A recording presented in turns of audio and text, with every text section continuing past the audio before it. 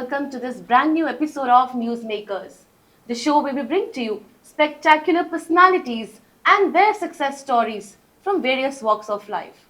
Because at Newsmakers, we aspire to inspire you. My dear lovely audience, as you all know, and you've been watching also, we bring to you dynamic personalities here on our sets. And today we have one such amazing person who's flown all the way from Melbourne to be here and share his story with us. We have Mr. Joseph Villalobos. He's the CEO and founder of Sapher. There is a lot that we are going to hear from his life, and here we start. A very warm welcome to you, Mr. Joseph. Thank you for having me here today. It is such a great pleasure to have you here. Now, I know that there is a lot that has happened in your life in terms of your story, your success, where you started, you've reached to this level, and there's something very particular about you is that you've dealt with cyber crime and, of course, scams, and you and your wife had been a victim of it. I would like to start, since you're the founder of Sapher, I would like to start with this very first question. What inspired you to develop Sapher Shield?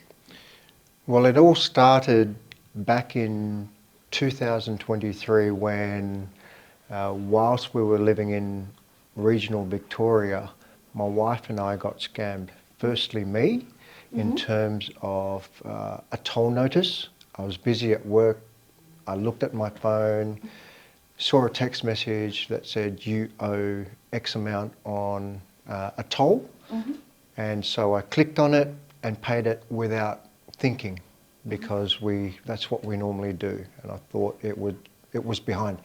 So I paid the toll, and it wasn't until that evening that I suddenly discovered, when I looked back at the actual web address, that it was a scam.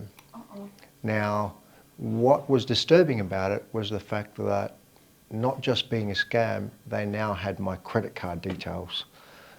My wife had also been scammed through websites looking for baby clothes, and with a site that was actually a replication of a legitimate site. And so she'd lost a bit of money during that process. So it got me thinking, surely there is a way to actually stop all this. And what it was the current methodologies and the current software that we had installed on our phones, on our laptops, did not seem to be sufficient enough to actually address these types of scams. And that's what inspired me to look into developing Cyber Shield, Sapher Shield, and to fight cybercrime. That's such a thing that, these days with this AI coming in, cybercrime is the rage. A lot of people are going through this. Now, my next question is, what is the biggest cybersecurity threat that we individuals face, and how you deal with it? Well, firstly, if you look at it, the primary one is the phishing scams, which is the harvesting of personal information. So when it comes to harvesting personal information, what it enables scammers to do is profile each individual user, and for future attacks, actually make targeted ads towards the websites that you would normally be attracted to. For example, if I were to phish and know that you bank with ICIC, I could send you an email or send you a text message that purports to come from ICIC and say, we need you to please reset your password, and then suddenly get your credentials. So access to your bank accounts. So that's the phishing component. The other one is actually the financial aspect, which is getting you to either pay a fine or have you shopping on a fake website that replicates a legitimate shopping e-commerce site. So they're the two biggest ones that I guess the majority of scams are initiated, because 90% of scams are actually initiated by by a web URL address. Right. The remaining 10% is by voice. And the voice scams are still a substantial amount. And it is on the increase. My understanding is here in India, there's quite a few of the voice scams as well. Now, there is this question that I have in my mind is, now that we know what scammers are doing of them, majorly through the websites, they are, just making us fool of, I'll put it in a very layman language. Now, how do we get to understand that, we are being scammed here? What is the right sign of it? How do we get into it that, it's not correct? How do we get to know about it rather? Well, unfortunately, there's a lot of government collateral and advice to consumers, as well as through your everyday workplace, that provides an awareness program that says, look out for the URL, please check the URL, don't click on suspicious links. There's a number of guidelines that are normally provided. However, an average person browses 130 pages per day.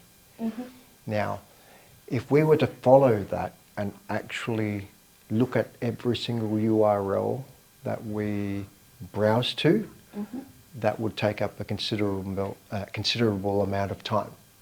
And so there needs to be some sort of seamless integration and automation that takes that into account, where you can focus more on the browsing component and the information that you're looking for or where you're trying to get to, rather than actually looking at every single link. The other aspect of that is, if you're clicking on an advertisement on a website, like on a news website, it doesn't actually tell you where it's going to. It might have an image of, for example, that you're shopping at Allheart Mall, but the actual site it goes to might have nothing to do with Allheart Mall. And I'm sure that a lot of your viewers would have actually experienced that and had all these advertisement pop-ups also come up without actually understanding, one, where they're going to, and two, where they've come from. All right. Now here I've understood, like, this is quite a thing to follow here now. But I'm sure through this, there are a lot of real life examples also that you must have witnessed, and I'm sure, would you have to share with the audience here. Correct. Please do let me know what are examples, real life examples that you have. Right. I guess the very first one that I'd like to introduce is actually a website called brs.inc, Okay. which purports to be a government-approved charitable website right here in India. Now, it was launched approximately at the start of February, and its primary reason for existence is to actually get money from donations. Okay. So if you have a look at the web page, it actually allows Pay Now, which goes to a particular Indian-based payment gateway system, and it scams people that way. Now, since its inception and release to the internet, we're not quite sure how much it's been able to extract out of the Indian population, but I would imagine it would be a considerable amount. And the only one that's been able to detect it has been Sapher Shield. We've run through several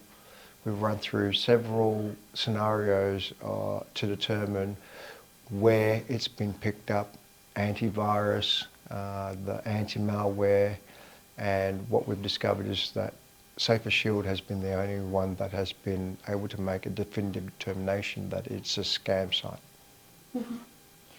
So here, this time is AI. We are in the digital world now, and AI is the need of the hour also.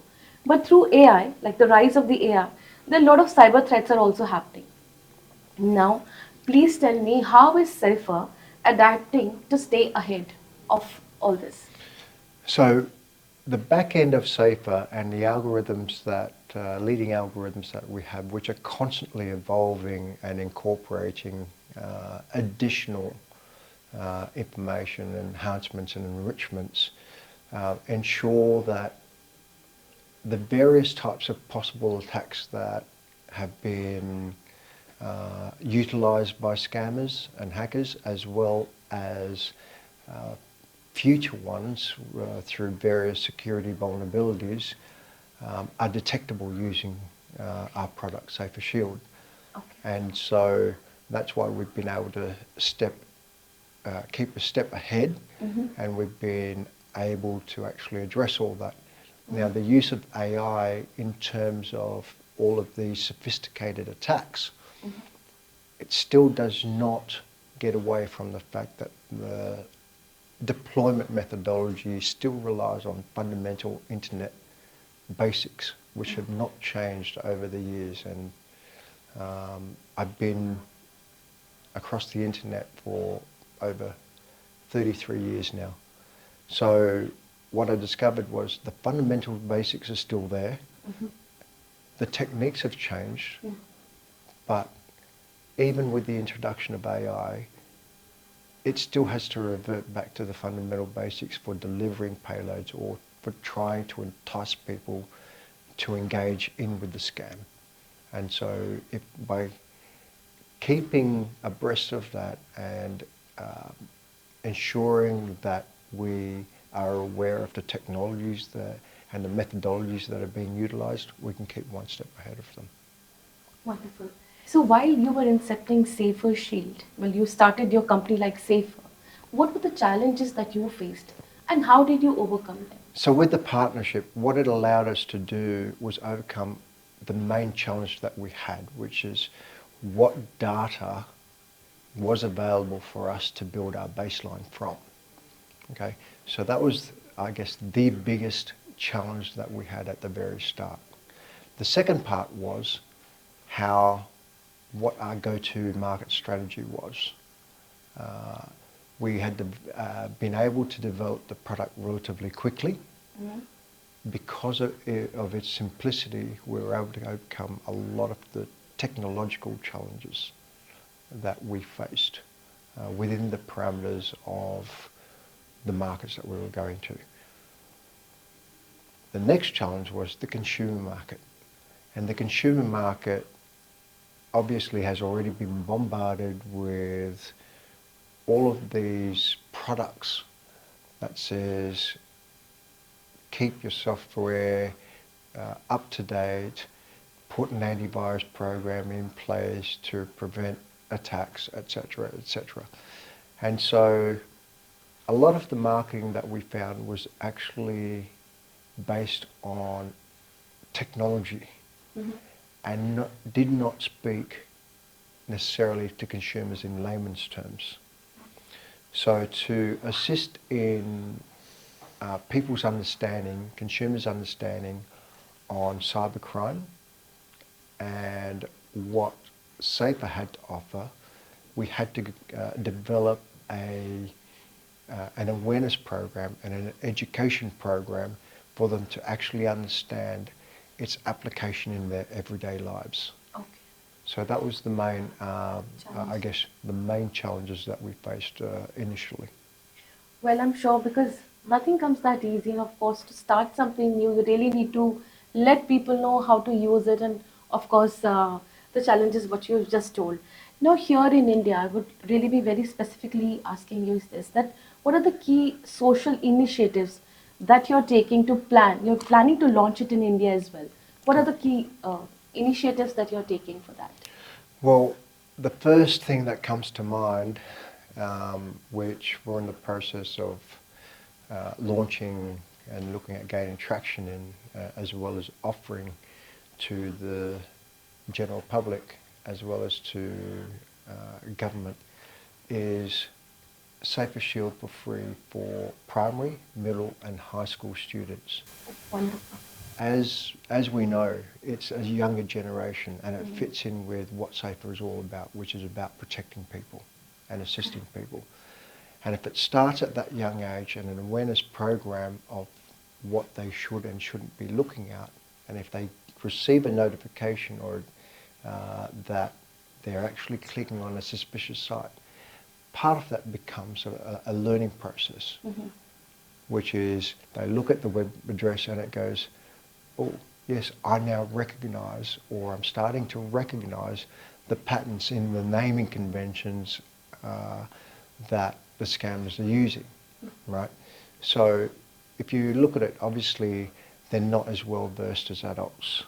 Now, given that teenagers and high school students, as well as primary students, they're much more technologically astute than adults. Correct. So their learning capability is a lot greater, but it doesn't necessarily mean that they can detect it. Right. So the I guess the absorption of information and assistance, not just in that, but as part of that awareness and education process that we're also embarking on, ensures that the next generation is already equipped and has a learning mechanism for them to actually understand what's actually coming up. So that's one of our big initiatives. The other one is actually working with both corporates as well as with government to have it deployed within their environments, so that from a productivity perspective, they're able to actually focus on their work, not have to come into work and then see all of these emails and then actually have to determine where they're going to in terms of where the link is leading to. But it also, we have a corporate version and government version which shows real-time live attacks. So if you can imagine 1,000 employees come in, there's been an attack performed on a particular department or organisation, and the chart suddenly shoots up because 400 people have logged in 9 o'clock in the morning, and it leads to a suspicious site. So essentially it allows the IT administrators to be able to respond immediately, and they've got visibility also of where that attack is coming from, and where the phishing and the source of it. So they're the sorts of initiatives that we're looking at putting in place. And the big difference and the main differentiator is that we are focused on one aspect and one aspect only, and that's to address that 90% of scams that, as well as attacks that are initiated by web browser. All right. Now, this is a very good news that you've already told us. First of all, for our teenagers, for the youngsters to get to this knowledge that, of course, they are very, very digital friendly these days, but then, of course, they are being scammed. They don't get to know, and the kind of learnings that we would get through Sapher, I think it's going to be incredible. And for all the corporates. Now, I would also want to know that when is it that you're launching it? Have you already planned it? We're currently in discussions with various government departments. We already have some corporates engaged in, and we're in conversations with some large corporates, as well as with various government departments, because obviously what we've also discovered is that each department's different, their requirements are different, and then you've got the various levels of government that also have their own processes, and we want to ensure that we're fully compliant in line with their governance and compliance requirements. So you're already collaborating with all the corporates and, of course, the government people. It's in the process already. That's correct. It's in progress already. It's in the progress, and I really cross fingers that it comes to India soon, because it's the need of the hour. And a lot of cases that we hear here in India also, that people are being scammed, and it's quite a sad story. But all of us, we need to get educated on this, that how to just protect ourselves from the cybercrime. Now, towards the end that we are, I would like to hear from you. What is that one advice that you have for the people around? How can they protect themselves from scams and, of course, cybercrimes? It's all about an education process of being aware of your browsing, your emails, your text messages. Although you can't expect people to check every single link, it's having that awareness ingrained in your mind that, okay, I need to have a look at this before I engage with it. Think of it as every time you see a link of, am I potentially putting my personal information somewhere that I don't want it to go? And so it's an awareness, having an awareness of what is occurring over the internet, what its potential pitfalls are, and just, I guess, no different to crossing a road as the best analogy. You'd be on the lookout for cars on your left and on the right. It's probably the single most simplest analogy that I can use. It's ingrained in our minds already from a young age. It's no different to the internet. If you're to engage with the internet, just have an awareness of what you're engaging with.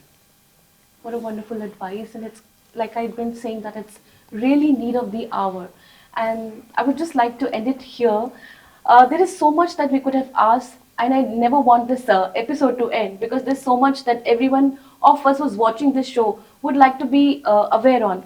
But here we have a time constraint, and I'm here I say that thank you so very much, Mr. Joseph, that you came here all the way from Melbourne. You're here also launching in India. I'm also very excited that Sapher comes soon in India and that we also get to have all this knowledge. Thank you so very much for being here. Thank you for your time. So here, viewers, I'm sure that you have seen the each and every part of this video, and if you have not, then you must, because it's quite an information. This is Simran signing off with the promise that I will be back soon with yet another dynamic personality. Stay focused and stay blessed.